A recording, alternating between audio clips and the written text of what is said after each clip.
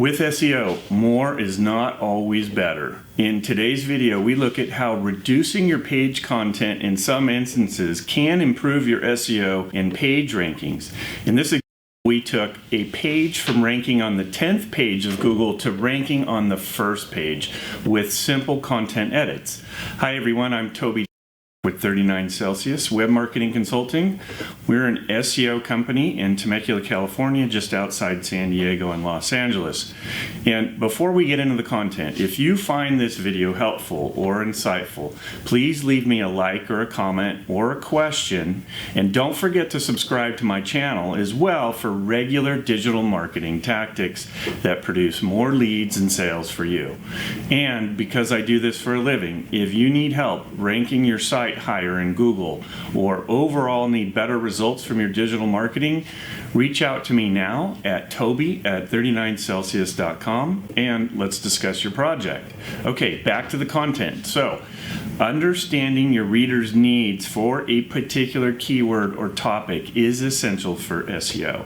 Content that is not aligned with the reader's needs, content that is too long or too in-depth can hurt your rankings in Google. And so poor rankings can be attributed in some cases to content that is just too long. Longer content is not necessarily better, and in a moment I will discuss how you can understand if your content is too long to rank well. It's somewhat counterintuitive, but there are good reasons why reducing the amount of content on a page can improve your SEO position in a Google search results page. And just a point of clarification, when I refer to SEO ranking, I'm referring to the traditional organic page rankings that Google provides as illustrated here, not all the other places that you can rank in Google. There are clear benefits of shorter content. For example, fewer words can make your content easier to read and digest for the reader, which most users want. Additionally, by reducing the amount of content you have on a page, you can focus on making sure that what remains is high quality and relevant. And that's just good editing, of course. This doesn't mean that you should start randomly deleting large chunks of your website's content to improve its readability and thus boost your rankings. The key is to be strategic about it. So stay with me here. Here's a case study that highlights my point. Before editing, this page ranked for about 62 different search phrases, but its average position was buried on pages 9 and 10 of Google. You know, the next ice age would likely roll around before anyone found it that deep in Google. This was a competitive topic. Many of the search phrases average $13 to $15 per click in Google Ads. And higher cost per click in Google Ads typically means the more competitive it will be in SEO and ranking. But we felt this post should have been ranking well from the beginning. At least it should have appeared on the second page at a minimum. Or so we thought. This post was insightful, and it had valuable information, was in-depth, thorough, and it included everything we thought the reader wanted to know about this particular topic.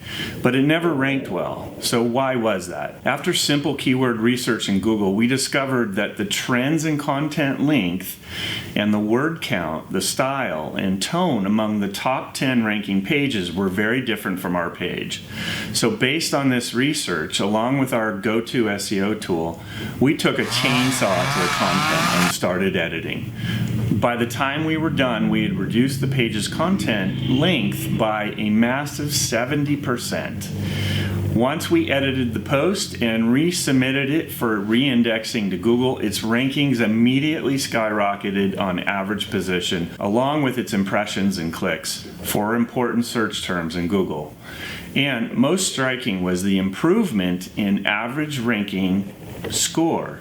Google immediately rewarded the post with more exposure. So, what is the reason why reducing content improves ranking? There's one big reason why. Google's algorithm. It always wants to bubble up the most helpful content it can to searchers. Otherwise, people won't return. Does your content satisfy that goal? Is it the most helpful? Content that is too long may take too long to read, too complex, or just cover too much of a topic and frustrate the user. So this begs the question, how do you determine if content length is a ranking problem for a particular page. First, ask yourself, who is the customer persona for this content? Who is the audience for this content? What are their behaviors and lifestyle demographics, interests, and likes? Your content should align with the persona's lifestyle, needs, and knowledge level.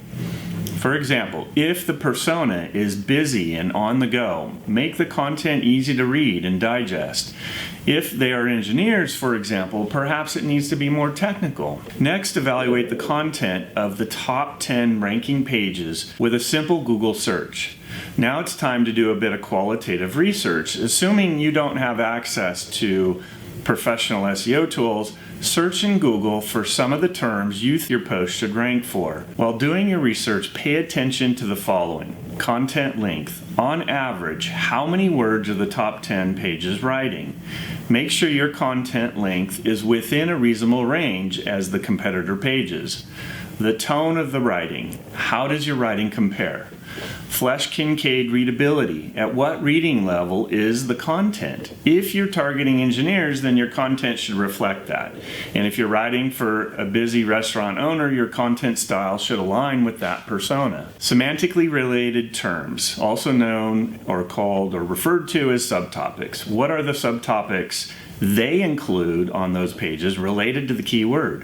What are some semantically related terms, you ask? Semantically related terms are like subtopics that are related to another topic. For example, a page about SEO would likely have many semantic associated terms on the page, which could include keyword research, internal linking, on-page SEO, and more. So when studying the top 10 ranking pages, make notes of the subtopics each page covers. Are you covering the same subtopics?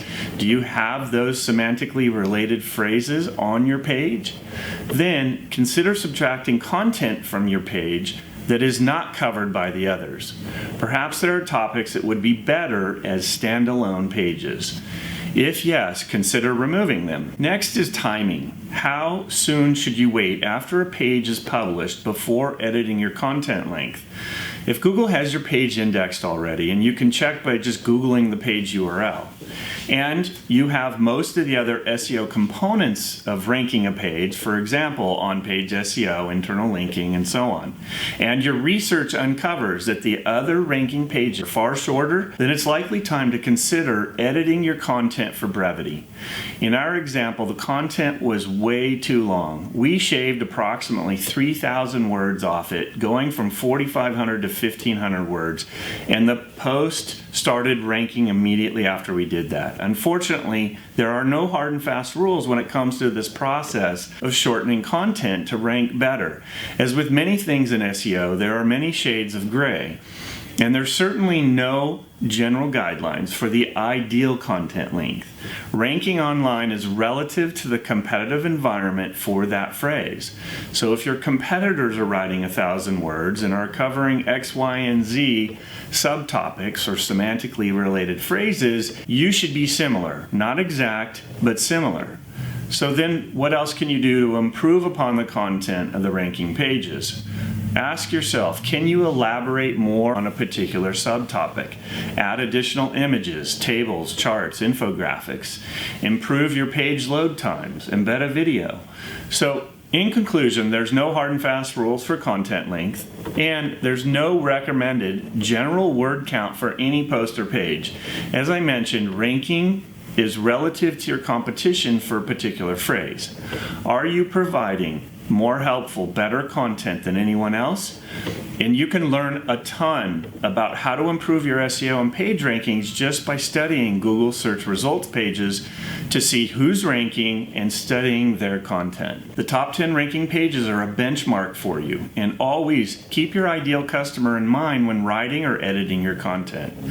So, I hope this has helped you on your SEO journey. If you have any questions, please leave a comment below or reach out to me directly at toby@39celsius.com. And finally, if you need help with your SEO for your website, please contact me directly with my email.